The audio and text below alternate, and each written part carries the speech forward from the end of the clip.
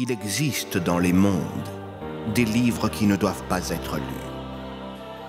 Je m'appelle Andrew Bennett et je suis un Dokipa, un propriétaire de porte si vous préférez.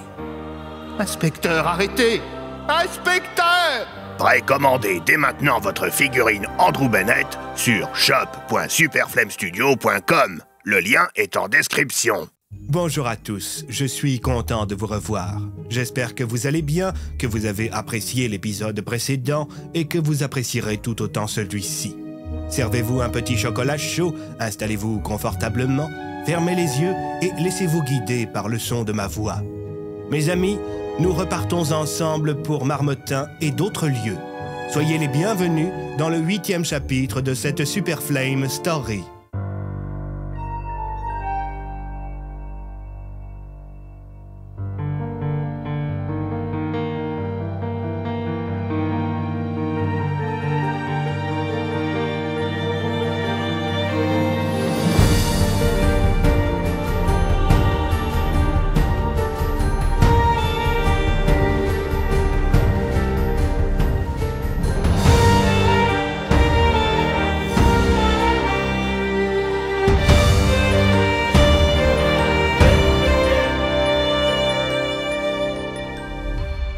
Sombre blizzard, chapitre 8, Madame Capian.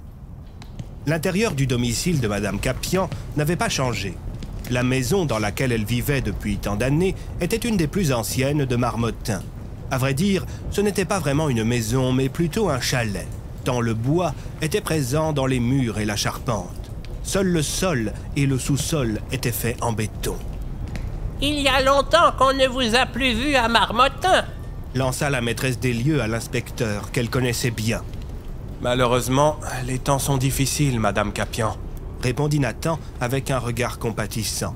« Ces vautours de casque rouge passent leur temps à sillonner le village et ses environs et à dire à qui veut l'entendre que si on vous voit, vous ou vos amis, on doit appeler la police. »« Vous n'allez pas le faire, hein ?» demanda le lieutenant Fonk avant de poser son regard sur une boîte de biscuits. Plutôt crever que d'aider ces enfoirés. Le village n'est pas dupe. Vous avez un endroit où on peut se cacher ? Demanda Andrew. Bien sûr, répondit la vieille femme en s'avançant vers son poêle à bois. Juste devant se trouvait un vieux tapis qui imitait la fourrure d'un ours polaire. Madame Capian se baissa alors, non sans mal, et elle tira sur le tapis, révélant une trappe en bois. Je ne savais pas que vous aviez une cave, lança le commissaire Tassier. Pas officiellement. Quand mon mari et moi avons fait construire la maison, on voulait une pièce cachée pour planquer un alambic. Vous distilliez de l'alcool ? Demanda Bloom. Mon mari avait des ancêtres bouilleurs de cru. L'alambic était à son arrière-grand-père. Sur ces paroles, la maîtresse de maison invita l'inspecteur et ses amis à emprunter l'échelle qui conduisait au sous-sol. Ah oui, il y a encore l'alambic et des dizaines de bouteilles d'alcool, quoi, s'exclama l'inspecteur, amusé, en arrivant à l'étage inférieur. « Dépêchez-vous, ils arrivent !» prévint Madame Capian, en remarquant sur ses vitres le reflet des gyrophares de la DPA. Quand le véhicule militaire se gara devant la maison de la vieille femme, les Yuski qui étaient installés dans l'enclos voisin se mirent à aboyer sur les soldats. Visiblement, les animaux appréciaient autant ces hommes que leur maîtresse. « Fermez-la, les kleps !» cria un des militaires en quittant sa jeep, imité par son chauffeur. Les deux casques rouges allumèrent leurs lampes torches et se mirent à fouiller le terrain de Madame Capian. Cette dernière, planquée derrière le rideau de la fenêtre de sa cuisine, épiait les deux hommes en priant pour qu'ils partent rapidement. « Je l'ai trouvé !» s'exclama le chauffeur du véhicule en ramassant l'objet qui était recouvert de neige. On pouvait observer quelques plumes noires coincées dans les hélices de l'engin. « Sans doute un corbeau !» lança le second soldat en balayant le secteur avec sa lampe torche avant de remarquer Thérèse Capian qui les observait. Il braqua alors sa lampe vers la fenêtre et la vieille femme écarquilla ses yeux, prise au dépourvu. « Tiens, t'as vu ça ?» Lorsqu'il vit la pauvre femme tétanisée derrière ses rideaux, l'autre soldat déclara « On devrait aller parler à la petite dame !» Pareil à deux cow-boys, les deux militaires s'avancèrent d'un pas sentencieux vers la porte de Madame Capian. Ils tirèrent alors sur une petite cordelette qui était reliée à une cloche. Se doutant qu'il valait mieux collaborer, la maîtresse des lieux alluma la lumière avant d'ouvrir la porte aux deux hommes en armes. C'est pourquoi? Bonsoir, madame, c'est la DPA. Sans blague, j'avais pas remarqué. Oh, vous changez de ton, hein, madame? Qu'est-ce que je peux faire pour vous, messieurs de la DPA? Vous vivez seul? Oui, depuis le décès de mon mari. Écoutez, on a récupéré un de nos drones dans votre jardin. Vous savez ce qui s'est passé? Non, je n'ai rien vu ni rien entendu. Très bien. Et concernant vos chiens, vous les avez déclarés au commissariat? Je vous demande pardon? Ils ont l'air agressifs, vos clébards. Tout ce qui pourrait être dangereux pour nos agents doit être déclaré à la police. Et je dois aussi déclarer les couteaux que j'ai dans ma cuisine, peut-être? Pesta Thérèse. Au même instant, sous le plancher de la maîtresse des lieux, entassés parmi des étagères remplies de bouteilles d'alcool, les membres de l'expédition Œil de Rico tendaient leurs oreilles du mieux qu'ils pouvaient. « Qu'est-ce qu'il a dit? Je suis un peu dur de la feuille. » lança Fonck. « Chut !» fit le commissaire Tassier. « Pardon. » Andrew était préoccupé. Il n'appréciait pas la manière dont parlaient les soldats. Il sentait qu'ils cherchaient à provoquer un conflit. « Je vous ai déjà demandé de changer de ton avec nous, madame. Si vous continuez, nous serons contraints de vous arrêter. » Récupérez votre foutu drone et fichez le camp de mon terrain. Bon, ça suffit, je vous avais prévenu, vous venez avec nous. Mais qu'est-ce que vous faites?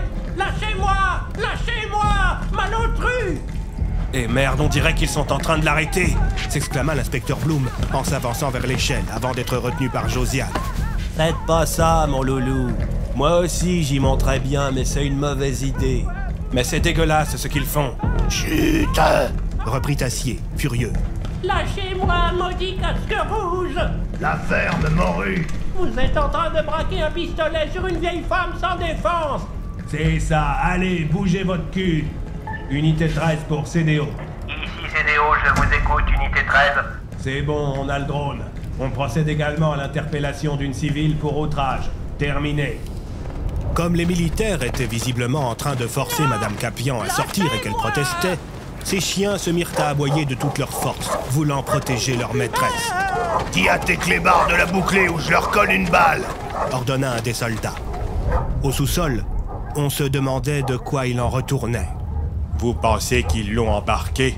demanda Fonck. « Ça me paraît évident, » répondit l'inspecteur Bloom, quand tout à coup, il y eut plusieurs détonations.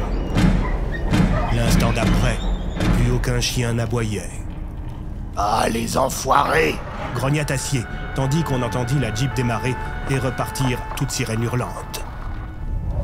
Une fois la tension retombée, le petit groupe quitta sa cachette et Andrew se précipita à l'extérieur. Il courut en direction de l'enclos des Husky et se retrouva face à l'horreur. Les pauvres chiens avaient été massacrés et ceux qui n'étaient pas encore morts agonisaient en couinant. Comment ont-ils pu faire ça, ces pauvres bêtes? Marmonna le propriétaire de porte en s'effondrant dans la neige, les larmes aux yeux. C'est alors qu'il entendit, non loin du corps d'une grosse femelle, un petit couinement. Andrew sauta par-dessus la barrière et s'avança jusqu'à la pauvre bête.